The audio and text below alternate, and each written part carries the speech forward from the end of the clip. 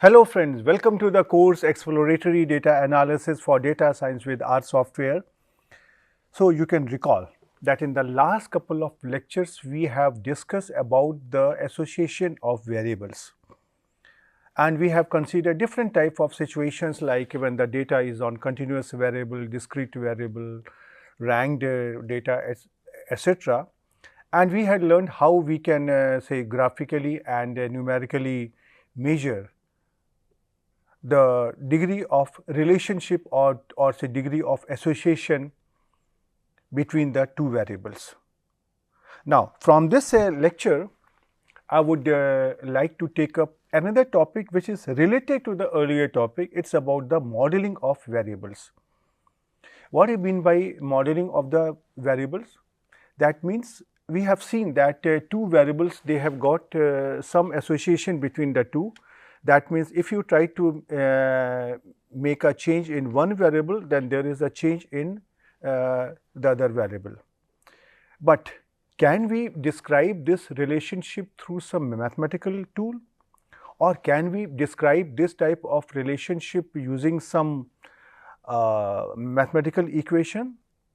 And the challenge here is that the data here is random, means the values have some randomness into them. So now we have to think about a way out that how we can find out the mathematical relationship between two variables or more than two variables. Actually, this is the broad area of statistical modeling, and there are different ways in statistics to do such statistical modeling, but definitely we are not going into those details. But in this lecture, I would try to show you that how we can utilize the principle of least square to find out the relationship between two variables, one independent and one dependent. That means one variable is causing the change in another variable. And then in the next lecture, I will try to extend it to more than one variables. Well, I can share with you that this is the regression analysis, and regression analysis is a complete area in which the statistical tools are available to create the statistical model. We are not going into that much detail over here, but I want to show you that how this EDA tools can be used to describe and find the mathematical relationship or the relationship between or say among variables in a mathematical way. So let us try to understand these things in this lecture, and we begin our lecture now. In this lecture, I will mainly be talking about the least square method actually. So the question comes over here, why do we do all those things? So we have seen that there can be many situations in real life where some relationship exists between two variables or more than two variables, right? That means there is one variable which is affecting the outcome of another variable, and there can be one or more than one variables also which are affecting the output of the variable. For example, you can say that the yield of a crop increases with an increase in the quantity of fertilizer. So now this quantity of fertilizer is like my input variable, and yield of the crop is like output variable. And there can be more than one input variable also, like as quantity of fertilizer, say moisture, rainfall, irrigation, etc. Right. Similarly, if you try to observe the speed of electric fan, that is the rotation per unit RPM, this increases as the voltage increases, right. So voltage is affecting the rotation per minute of the fan. And similarly, if you try to see during summer, whether temperature increases, then people drink more water.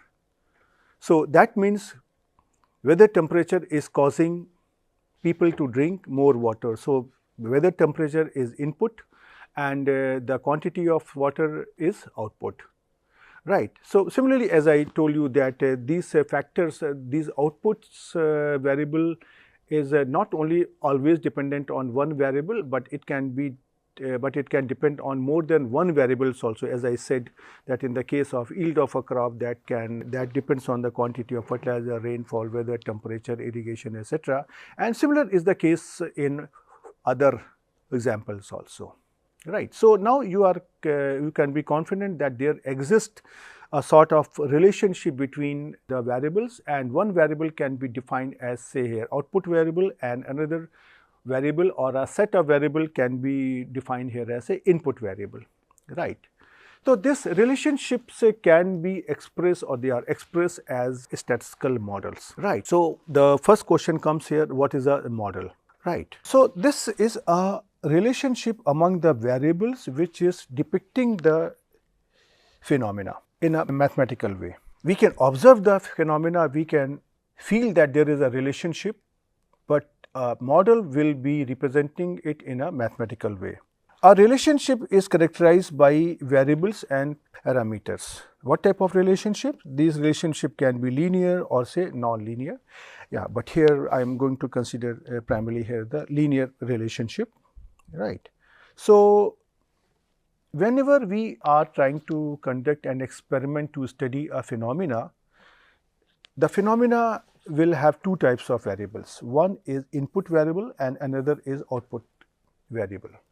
Yeah, there can be more than one input and there can be more than one output variables also. And in statistics, we have different types of statistical methods available to handle such situations, right. For example, if I say marks depend upon the number of hours of a student studies, right. And now if I ask you that whether marks depend on the number of hours of a student studies or the number of hours of study depends on the marks obtained by the student, what do you think?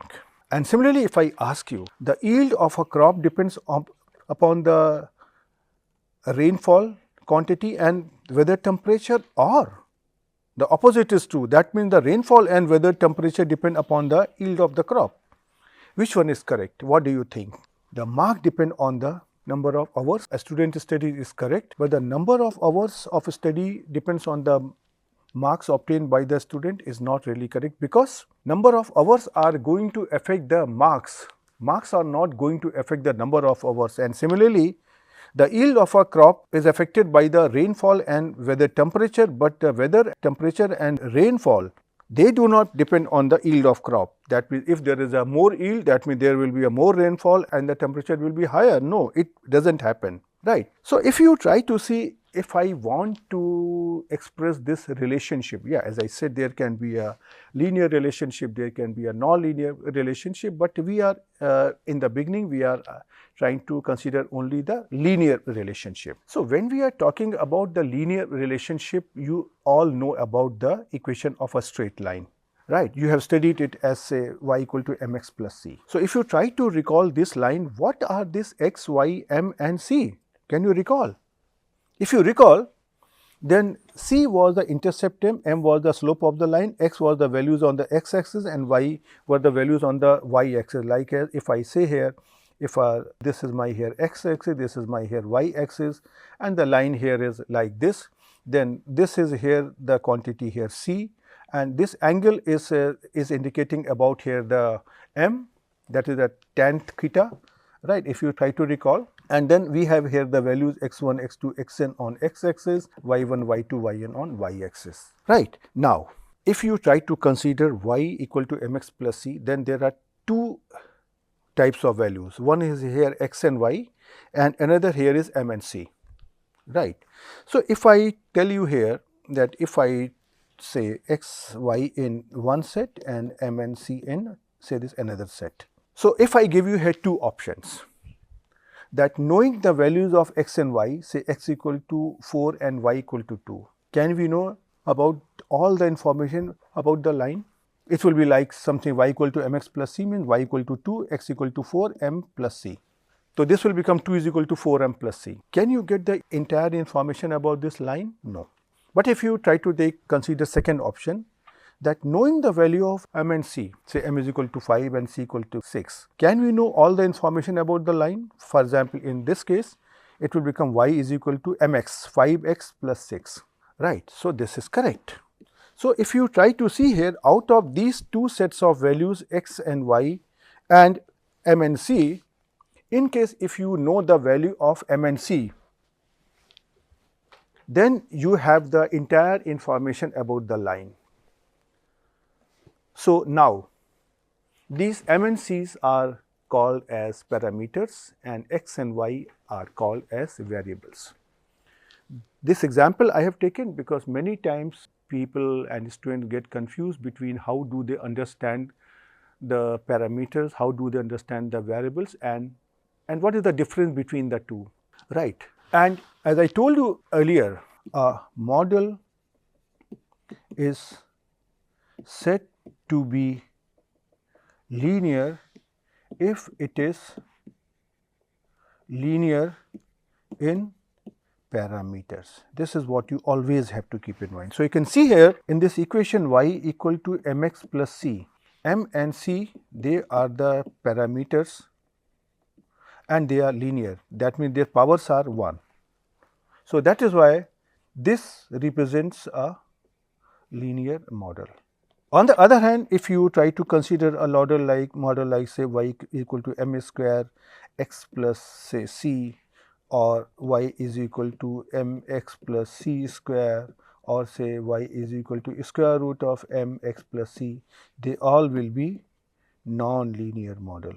But in case if I ask you, what about this y equal to mx square plus c, is it linear or non-linear? So, sometimes people get confused because x has power 2. So, this is a non-linear model which is incorrect. Here you have to look into the powers of m and c, which is indicating this is a linear model because this is linear with respect to the parameters m and c. That is why the information about this parameter is very important, right. So, knowing the values of the parameter is equivalent to knowing the entire information about this line y equal to mx plus c. This is what you have to always keep in mind, right. Now, let me try to explain you this setup through an example. Suppose x denotes the quantity of fertilizer in kilogram and y denotes the yield of crop in kilogram. And we want to find out the relationship between x and y, because you know that as you increase the quantity of fertilizer, then the yield also increases, up to certain limit only, because if you increase the quantity of fertilizer beyond certain limit, then the whole crop will burnt up. So, now how to know this relationship? So, in order to know it, we can conduct a small experiment and we will give different values to the quantity of fertilizer and we will collect the observation on yield, that how much crop was grown when a particular quantity of fertilizer was used. So, for example, we conduct an experiment and we try to collect the observation as follows, that suppose 1 kg of fertilizer is used. So, I write x1 equal to 1 and consequently suppose 6 kg of yield was obtained. So, I write here y1 equal to 6. Similarly, if I use 2 kilogram of fertilizer, I write x2 equal to 2 and suppose based on this 7 kilogram of yield was obtained. So, I use here y2 equal to 7. Similarly, if I say 3 kg of fertilizer is used, so I use here x3 equal to 3 and suppose 6 kg of yield is obtained, so I write y3 equal to 6 and so on. So, now this type of data I have obtained. Now, based on this data, I want to know what is your here relationship y equal to mx plus c, right. Now, the question here is this, you have the values of only y and x and based on that you need to know the value of m and c. So, now first I have to understand that what type of relationship exists between the values of x and y, and based on that I have to assume some equation or some model and then I have to find out the value of the parameters on the basis of given set of data. So, what we try to do? We try to collect such observation and we plot them. How to plot them, that now you know many tools in statistics which can create different types of informative graphics. So, suppose I simply want to plot a scatter diagram. So, the scatter diagram, on the x axis we have the values of x1, x2, xn, and then on the y axis we have the values of y1, y2, yn, and you plot this data. What do you observe from here?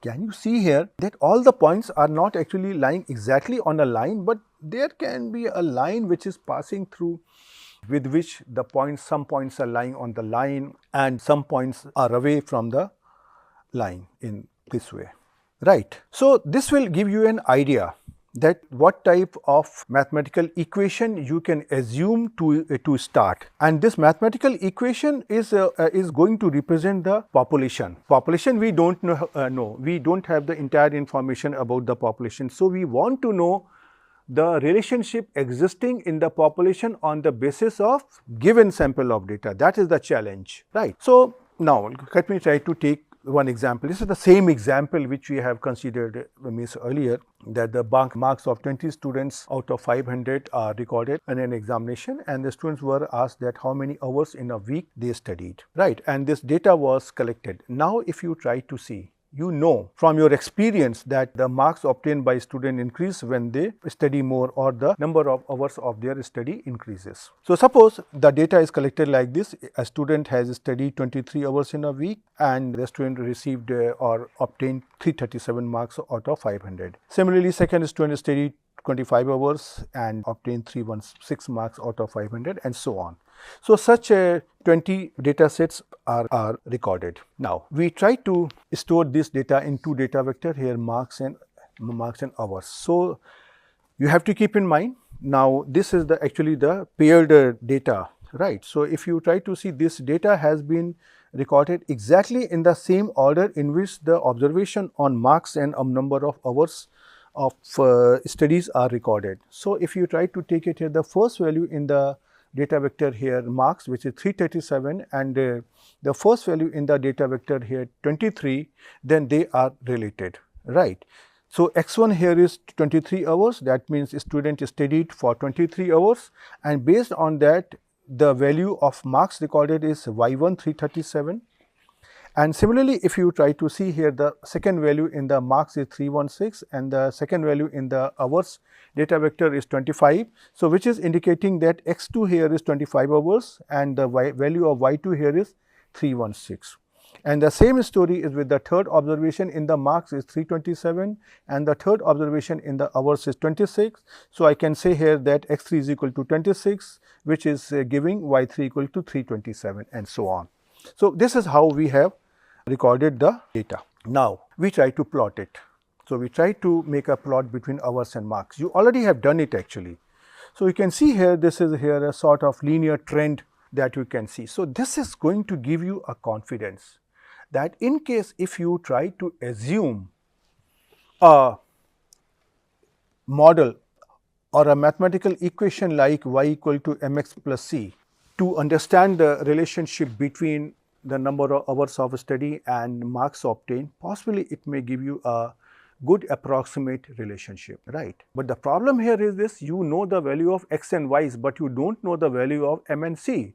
And you have now understood that unless and until you know the value of m and c, you cannot get the entire information about this line, right? So the next question is this: suppose if I make this line, suppose I have plotted it in hypothetical line in red color here like this, and suppose we want to know the values of the parameter. So in statistics we have a convention that we always present parameters by Greek letters, right? So we try to write down here y equal to mx plus c in a something like y is equal to beta x plus alpha. So m is going to be replaced by beta and the intercept term is going to be replaced by alpha, right? This I have done it intentionally because many times I have seen that the people are really scared of this Greek letter psychologically only, that as soon as I write y equal to alpha plus beta x in the beginning, people get scared. But now I started with y equal to mx plus c. I am sure that up to now nobody has got scared and they were feeling very friendly. So my request to all of you will be that please remain friendly and don't think that if I try to replace alpha and beta by c and m, then it is really going to change anything. But then I want you to learn statistics and its terminology. So let us assume that this hypothetical line which we believe will be passing through the line has an equation y equal to alpha plus beta x, where y is indicating the number of marks obtained and x is indicating the number of hours of studies. Because the variable x here, which is on the right hand side of the equality sign, this is input variable, and the variable on the left hand side of the equality sign is output variable. So now you have to decide out of hours and marks which is going to be your input variable and which is going to be your output variable, and for this you need to use your experience, right. So you know that number of hours of study, they are going to impact the marks. So that is why I take x as an input variable and y as an output variable.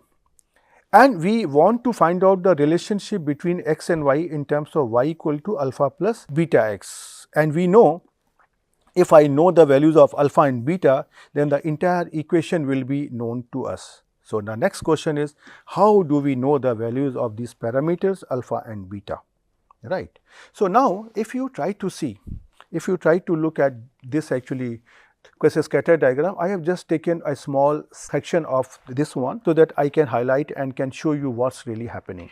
So if you try to understand what are you trying to do, you have plotted these points over here in these circles, and you are expecting that all of these points ideally should lie on this line, right. So if you try to see here in this scatter plot, this point should come here, this point should come here, this point should come here exactly, and all these points should lie exactly on this line.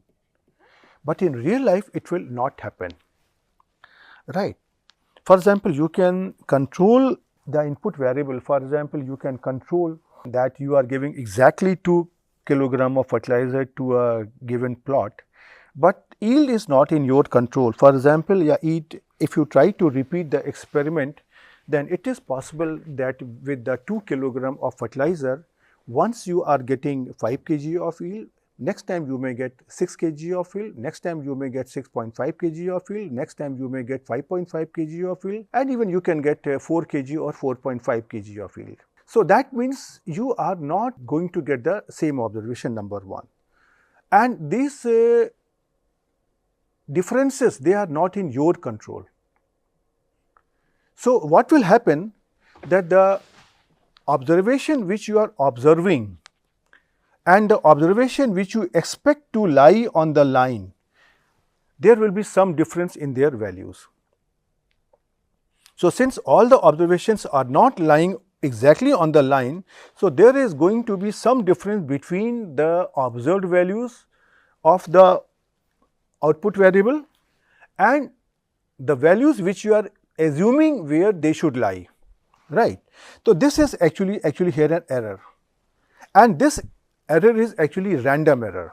It is not in your control. You cannot get always the yield which is exactly having the same values. So there is a deviation between the observed point and the corresponding points which are lying on the line, and this is an error which is not in your control. So this is actually a random error, right. You can say here this is an error that is obvious, but this is random error.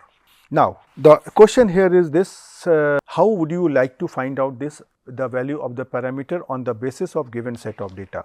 One simple thought process can be, I would like to find out the values of the parameter in such a way such that these errors what are happening here in each of this observation, they are minimum. So we would like to find out the parameters alpha and beta such that these random errors are minimum. So we would like to minimize these errors. So now how to do it? So you can see here every observation has got some errors. So in this observation the error here is I am indicating by the E1. Similarly in this observation you can see here the differences between this point and this point, this is E2.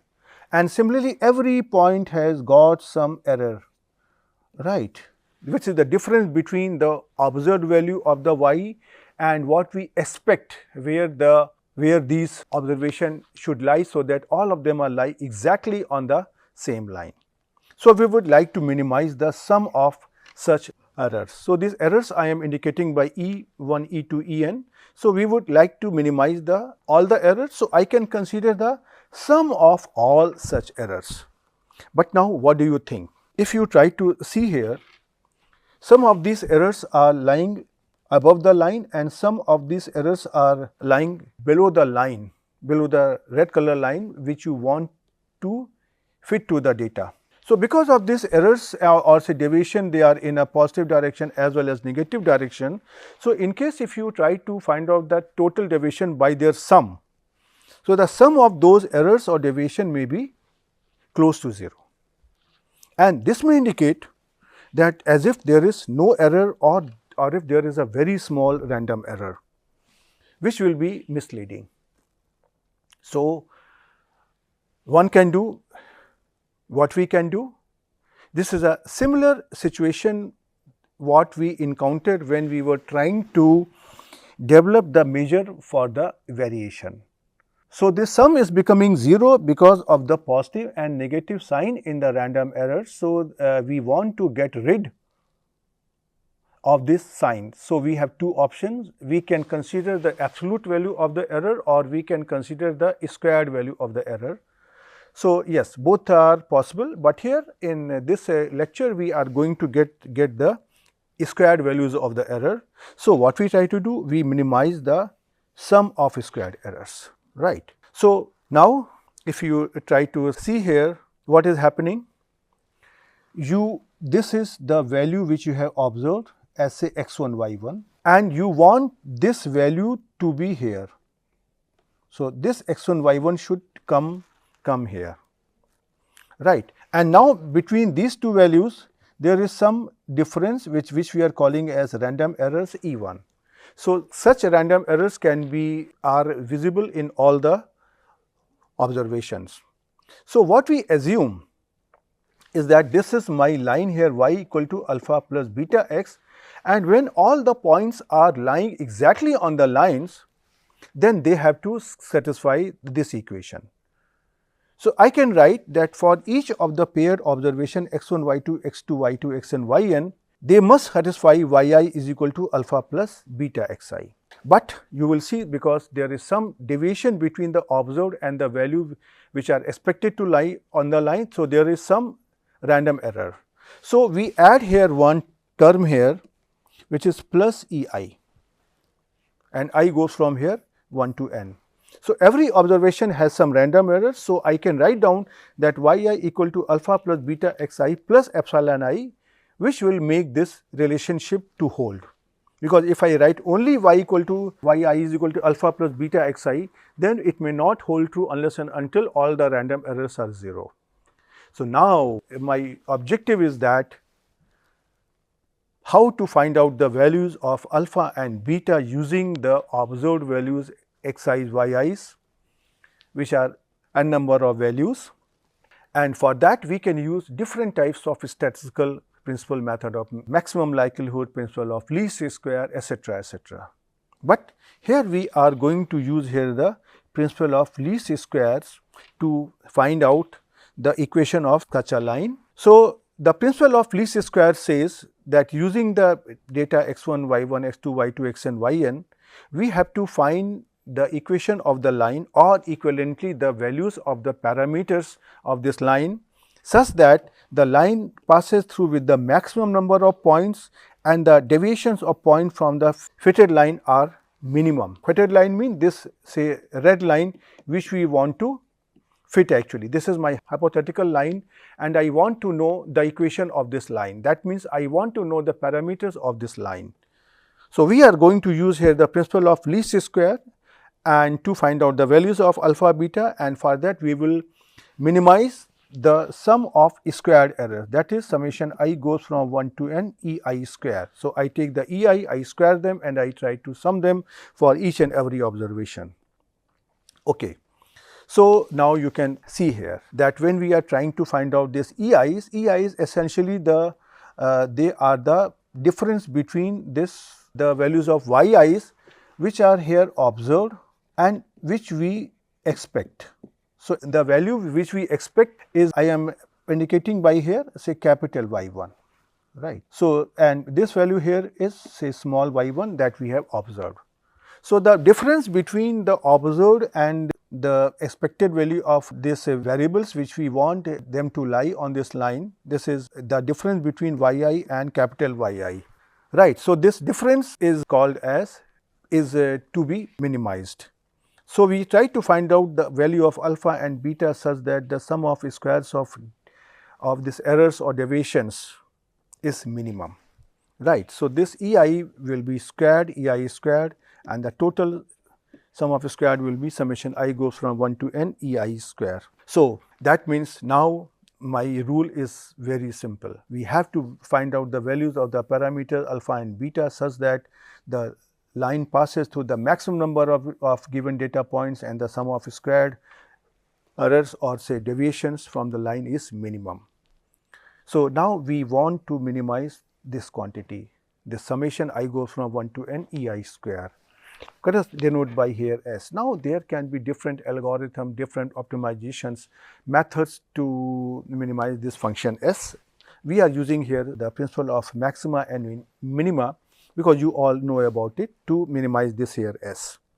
So, it is now very simple. I write down here S is equal to summation EI square, and EI is now actually here say yi minus alpha minus beta xi. Right. If you try to see here, you had written yi is equal to alpha plus beta xi plus ei. Right. So, you want every set of observation to satisfy this equation. So, this ei will become here yi minus alpha minus beta xi. Right. Now, I have to find out alpha beta such that this S is minimum. So, I differentiate capital S with respect to alpha, and I will differentiate capital S with respect to beta. So, I find out this normal equation by partially differentiating capital S with respect to alpha, putting equal to 0. So, this is my first normal equation which will be here like this, minus 2 summation I goes from 1 to n yi minus alpha minus beta xi equal to 0, and if I open it, this will become here summation yi, this will become here summation alpha, and this will become here beta summation xi. Yeah, alpha and beta, we are assuming here that these are some fixed quantity, but unknown, right. And now, this summation yi will become here n times y bar is my this arithmetic mean of the values of yi, then summation alpha will become n times alpha, and beta summation xi will become say beta n x bar, where x bar is the arithmetic mean of the values of xi's. So, now this gives me alpha is equal to y bar minus beta x bar, but this alpha is going to be known to us provided beta is known to us, right. So, what I try to do here, I try to partially differentiate S with respect to beta, put it equal to 0. So, this will give me second normal equation which will be here like this, minus twice of summation I goes from 1 to n xi into yi minus alpha minus beta xi equal to 0, and if I try to solve it exactly in the same way, I will get here beta is equal to summation I goes from 1 to n xi minus x bar yi minus y bar divided by summation I goes from 1 to n xi minus x bar whole square. Now, if you try to see, this value of beta can be known on the basis of the values of xi and yi. So, if you have the data on say x1, x2, xn, y1, y2, yn, then you can very easily compute this value of beta, and this is denoted as beta hat. Beta hat as an, so beta hat is an estimator of beta. Estimator of beta means this is the value which you can compute on the basis of given set of data, and this is denoted as here beta, and above it you put a hat. So, this is called as beta hat. Now, as you have seen here in the case of this alpha was can be known to us only when beta is known to us. So, what I try to do here, that I try to substitute here beta is equal to beta hat, I substitute beta equal to beta hat here, and then I obtain the value of here alpha. So, if the value of beta equal to beta hat is known, then this y alpha is equal to y bar minus beta hat x bar will also be known, and we indicate it or we denote it by here alpha hat. So, alpha hat is an estimator of alpha, right. So, this alpha hat and beta hat are the values which can be computed on the basis of given sample of data. So, what I have to do here now, I have to use my data here on xi and yi.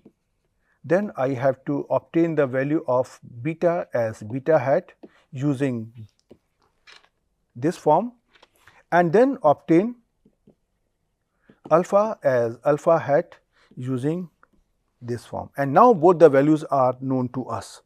So, once the values of alpha and beta are known to us, then we have got the model. But because you have used here the principle of least square, so you need to ensure that the value of alpha and beta what you have obtained here, are they really minimizing the sum of squares due to errors or they are maximizing?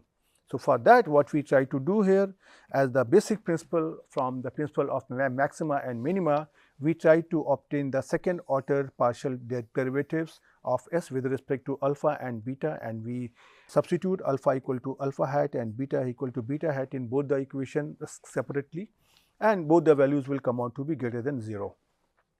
So, now this beta hat, which is summation I goes from 1 to n xi minus x bar yi minus y bar divided by summation xi minus x bar whole square, is called as least square estimate of beta. And similarly, this alpha hat is equal to y bar minus beta hat x bar. This is called as least square estimate of alpha, and these are the values of alpha and beta which you have obtained on the basis of given sample of data, and which are minimizing the sum of squares due to error. So, this is called actually the using the principle of least square, you can obtain the values of these parameters. So, now let me try to take here the same example, and we try to obtain the value of alpha and beta. So, this is the same data set where the 20 students have obtained out the marks in an examination out of 500, and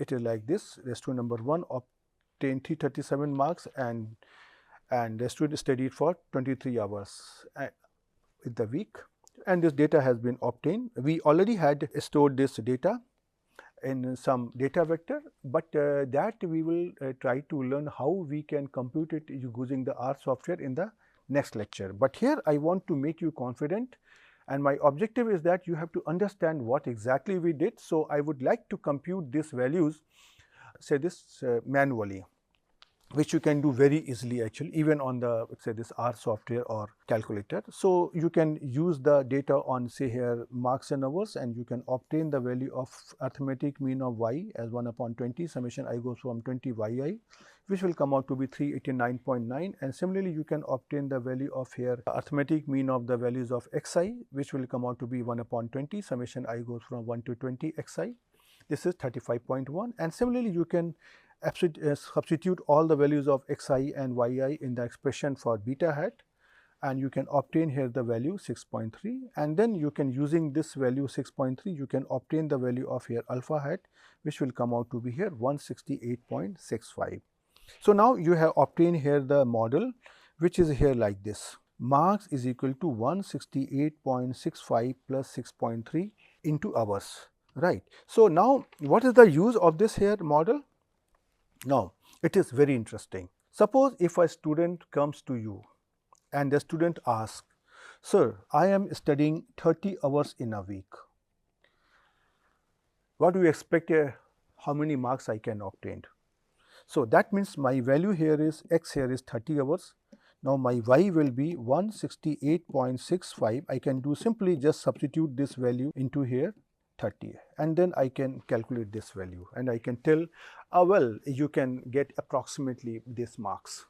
So, well you have to keep in mind that the value which you are going to get here for the y, this is not going to be an exact value, but this is a sort of average value of y. So, at least you are able to inform to the student that what are the different what are the expected marks that you can obtain, when you try to study, say this 30 hours in a week. And similarly, you can calculate others value. And if you try to see what are these things, you are trying to do a forecasting, right? So this statistical model are widely used for forecasting also. This is how we try to tell the government also that, okay, for in the next year, the crop of wheat is going to be this much, crop of rice is going to be this much, this is going to be the industrial production, etc., etc. Based on that, government prepares the policy for the welfare of the people, right? So this is how we can compute these parameters and can obtain the statistical model. My objective was different. My objective was not to give you the statistical model. My objective was that earlier we had studied the association of variables. You had observed that there is some association between the two variables. When there is an association, that means there exists some relationship between the two, and I wanted you to know how you can find out such relationship. Yes, obviously this is called a statistical model, but for a statistical model there are various ways by which we can do the statistical modeling, and this is one approach actually, right? And you will see that the value of beta hat and y hat and alpha hat what you have obtained, they have certain interpretations. Beta was something like the value of m in the equation y equal to mx plus c. What was your their m? M was the slope of the line, and the slope of the line, do you know? It is also represented as the rate of change in the value of y with respect to the rate of change in the value of x. That means, if there is a unit change in the value of x, then this much difference is going to be in the value of y, something like what you obtain by dy by dx. And same thing is the value of here alpha. Alpha is the value of the intercept term on this xy axis, the intercept term which is given by this line. So intercept term is the value of the y when x is equal to 0. So here in this case, even if you try to say that x is equal to 0, that means if a student is not studying at all, even then do you think that the student will get 0 marks? Really not. The student might be attending the classes, the student might be going to the library, the student might be doing something else, or the student might have done this course earlier also. So even if the student is not studying at all, there is a chance that the student will get something. The same thing happened in the agricultural experiment also. If you don't give any fertilizer, don't give any irrigation, etc., even then there is some yield of the crop, because there is a natural fertility in the ground, there is some moisture. You may not give any irrigation, but then there will be some rainfall. So this is how we try to understand these concepts. The value of these parameters, they are trying to indicate something, and this gives us a good statistical model. So my objective was simply to explain you how to quantify these relationships, and unless and until you express them in the form of a mathematical equation, people may not understand it, people may not appreciate it. So now my request to you will be that please try to understand what I have explained you. Try to think about this, how the observation can have randomness in them. Possibly you never thought. Even when I ask you that how much time will you take in going from your home to your college or school, you always say, okay, 15 minutes, sometime 20 minutes, but have you ever thought that this is also a random value? And it depends on many factors, the traffic condition and the condition of your vehicle, cycle, etc., etc. So please try to think about it, get conversant with this idea, and I will see you in the next lecture, where I will try to compute all these values in the R software, and I will extend this concept to a case when we have more than one variables, which will become more complicated. So please prepare, please revise these things so that you can understand the concept and topics in the next lecture, and I will see you there. Till then, goodbye.